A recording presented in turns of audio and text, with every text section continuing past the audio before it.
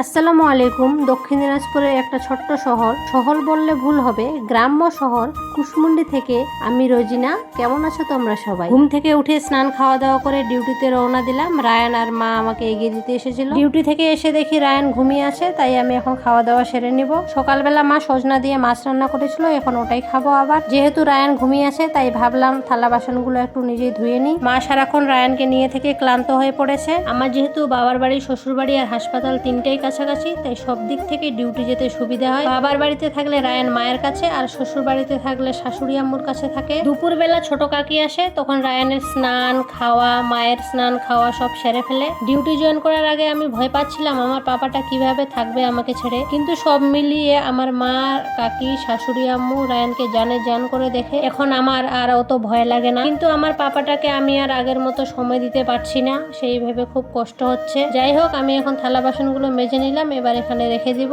ওইদিকে আমার সোনাটা ঘুম থেকে উঠে গেছে, ওকে একটু খাইয়ে দিব।